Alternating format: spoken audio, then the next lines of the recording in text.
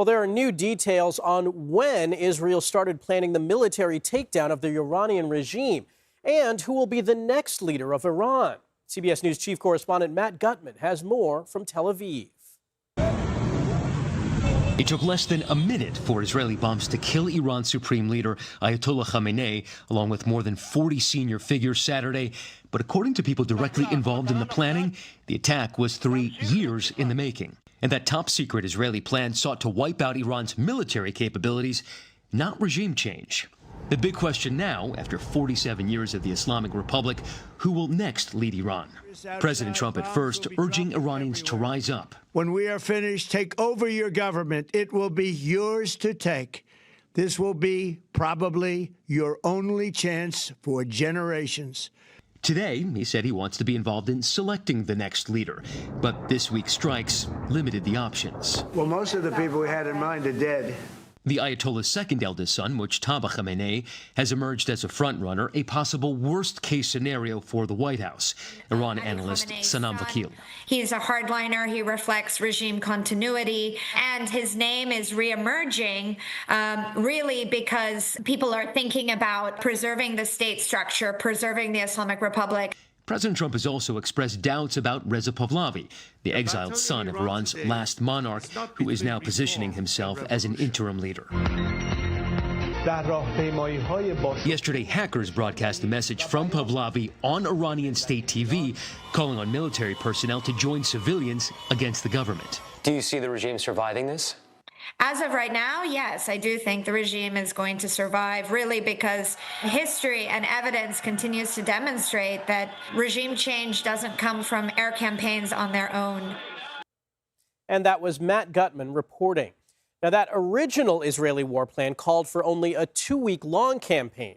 Right now, Israeli officials tell Matt they're well ahead of schedule, claiming they've destroyed about 80% of Iran's missile capacity.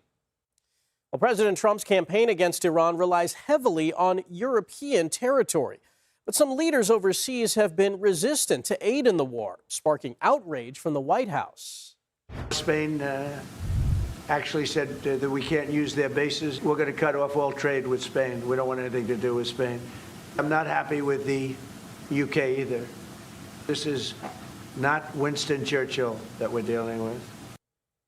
And Trump repeated those jabs in an interview with the New York Post yesterday, calling Spain a, quote, loser, and UK Prime Minister Keir Starmer's response, quote, very disappointing.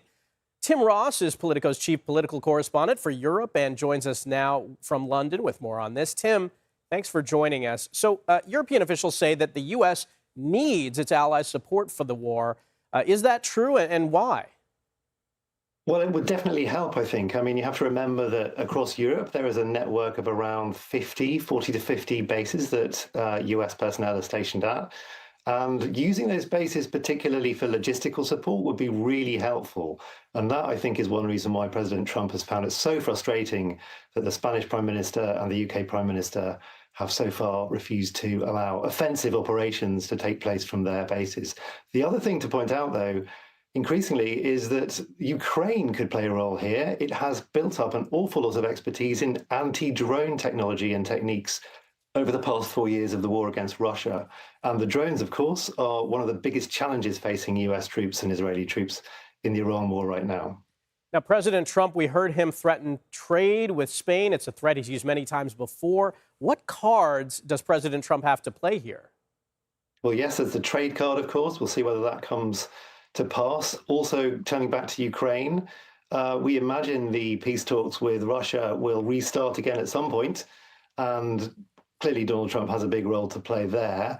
But the most important thing that Ukraine needs out of the United States at the moment is missiles for its Patriot air defenses, and they are being burned through at a high rate in the Iran war right now. And one thing Zelensky is very keen to get out of the White House is a kind of a commitment to secure more of those.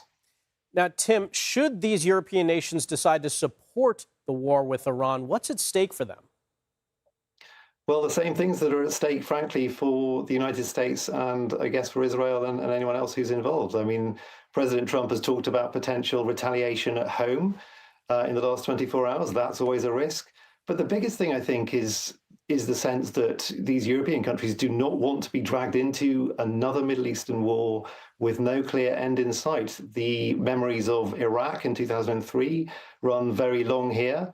And the same can be said of Afghanistan. And I think the commitment of any military assets to an operation like this one is a huge step for political leaders here to consider, and would doubtless bring them an awful lot of questions and scrutiny and criticism from their voters. All right, Tim Ross, we appreciate your perspective. Thank you.